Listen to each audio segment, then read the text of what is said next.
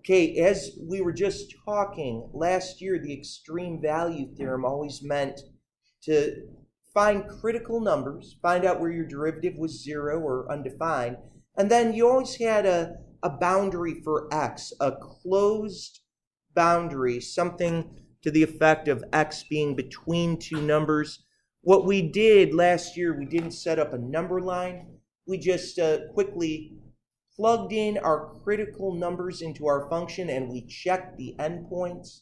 And what we saw was the largest of those outputs was the absolute maximum value. The smallest was the absolute min. Today, we will look actually at bounded regions. If you think about it, our input is going to be not just one-dimensional with just an x direction, but actually with an x and a y.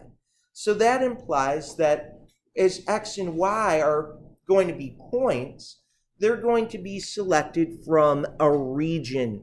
So what we're going to see is, by the way, today, we're going to look at closed sets. Every one of the problems we're going to look at are closed sets. The bounded sets, sets that are not closed, we're not going to be worried about it. We're going to have solid segments or solid curves around regions, meaning those edges are included as possible absolute max or min values. So let's look at the extreme value theorem going into two variables. If a function is continuous on a closed bounded set, then f obtains an absolute max value and an absolute min value. By the way, they are function values. In this case, they'd be z values for some points there. What's the good guideline? To find these absolute max and min values, first find your critical points and evaluate them. Then go to the extreme values on the boundary of your domain. And the largest of both of these would be the absolute max value. The smallest would be the absolute min. Now, as we begin to look at example 1, we've got a function right here, and you can think, okay, wow, that has a not too bad of an appearance compared to some of the things that you've been seeing. But this is going to be on a triangular plane. What they're getting at is this. Look, we're going to go to only some points being used, being able to be plugged into this function. We're not free to plug any old point in. We're going to say, look, we're going to have x equals 0. Now, x equals 0 is, of course, going to be the y-axis. Y equals 0, that's the x-axis. And then y equals 9 minus x. Well, it doesn't take long for you to see that this would be a y-intercept of 9. If you let x equal 0, you'd have a y value of 9. And if we wanted to find this x-intercept, what would the x-intercept be, do you think? Also 9, wouldn't it? If you let x equal 9, then y would equal 0. You could let y equal 0 and solve. You could say, well, hey, look at that. We've got this line right here. And what we're really getting at, guys, is we're saying it's all the points inside this little triangle. All those points there. So this would be the line y equals 0. This is the line x equals 0. There's that line y equals 9 minus x. You put those all together, and you're saying your points can only come from here. You're not allowed to plug in x equals negative 10 and y equals negative 5. You're not allowed to deal with that. We're only working here. You think, wow, my goodness, how do we do this? Well, first, let's get our critical numbers. Let's just do that. We need to find f sub x.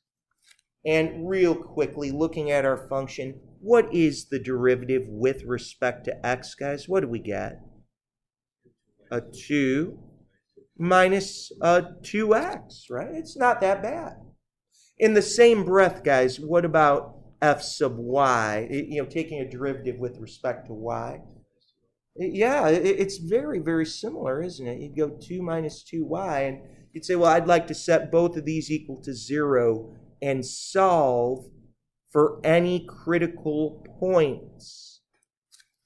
Now, here it's pretty simple. You could say, my gosh, I could add a 2x, and I'd get x is equal to 1, and over here, similarly, I could add a 2y and divide, and I'd get y is equal to 1. My critical point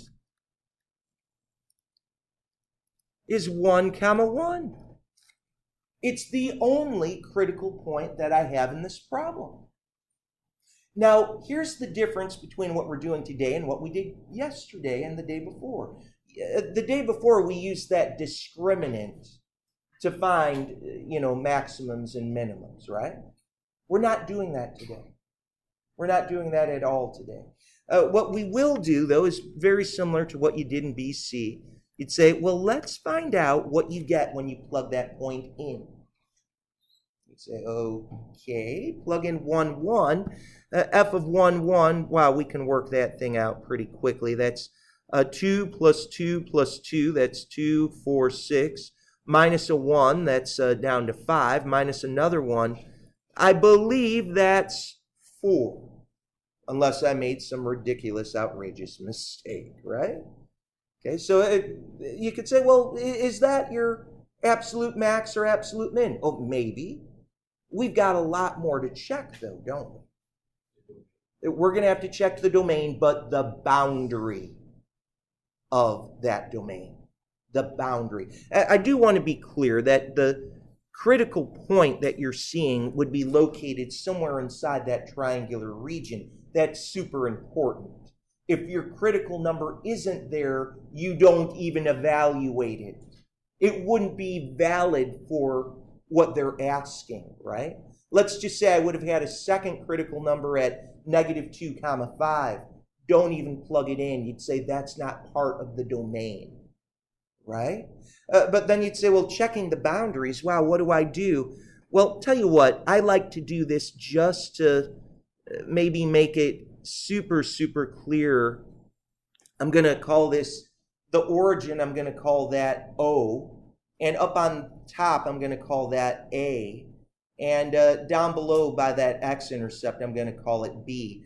Why am I doing that? Well, I'm going to look at the boundary. I'm going to say, look at OA. That's when y equals 0. See, I've got to look at the boundary of my shape.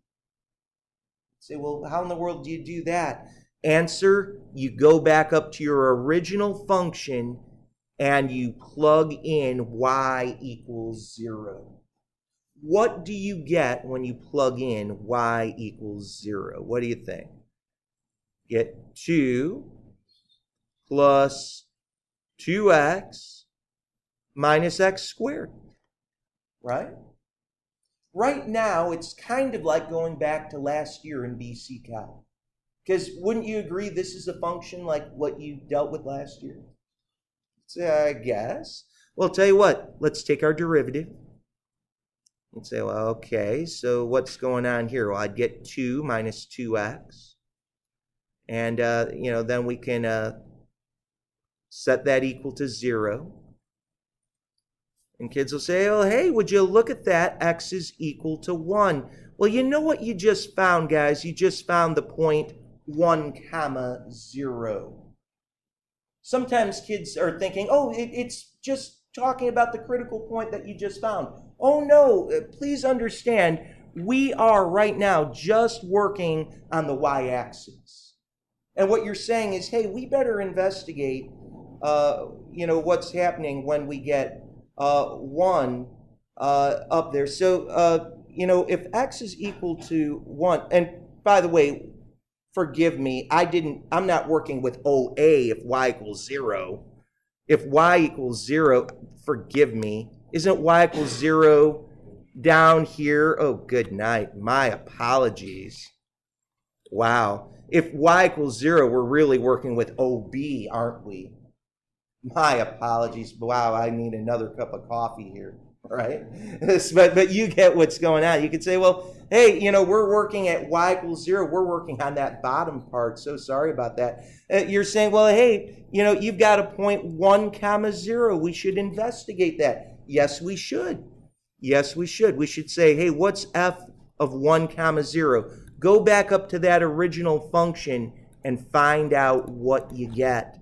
Well, when you plug in a 1, you'd get 2 plus 2 times 1 plus 2 times 0 minus 1 squared minus 0 squared. Zeros go away. 2 plus 2 is 4. 4 minus 1 is 3. Well, hey, look at that. That's something we should be looking at. But here's the funny thing, guys. If we're looking at OB, we should also consider the endpoints on OB. 0, 0, and what else? 9, 0. You see, if I'm looking at OB, if I'm looking at one of those boundaries, this is like going back to last year in a way where you're saying, look, I'm just looking at the x-axis right now. I took a derivative and I saw that 1 comma 0 should be thought of, and we should look that up. And we can say, well, what exactly is happening at f of 0 comma 0? Well, my gosh, I think you can see quickly everything disappears except for a 2. And then you'd say 9 comma 0. That's this thing. That's literally point B right there, isn't it? That's point B right there. And you can say, I really need to pay attention to that thing too. Well, if I plug in a 9 and a 0, well, what's going to happen? Well, we can erase that real fast. And, this is where it's just number crunching, guys. We just got to be patient and work this thing out. So it's 2 plus 2 times 9 plus 2 times 0 minus 9 squared minus 0 squared. You could say, well, that's 2 times 9 is 18, right? And that's a 2. And then you could say, well, this is minus 81. So that's 20 minus 81. What's 20 minus 81? Negative 61. Oh, wow, that might be our absolute minimum. We don't know yet. But that sure is a lot smaller than some of the other things. See what's going on? So, hey, we're done with OB. We let y equals 0. We found out where the corresponding simpler function's derivative could be 0. That's like a new critical number on that boundary. But we also checked the endpoints of that boundary. And guess what else I'm going to check? I'm going to check OA. Now, OA, I'm going to get it right this time, is x equals 0, isn't it? Right? OA, we've got that.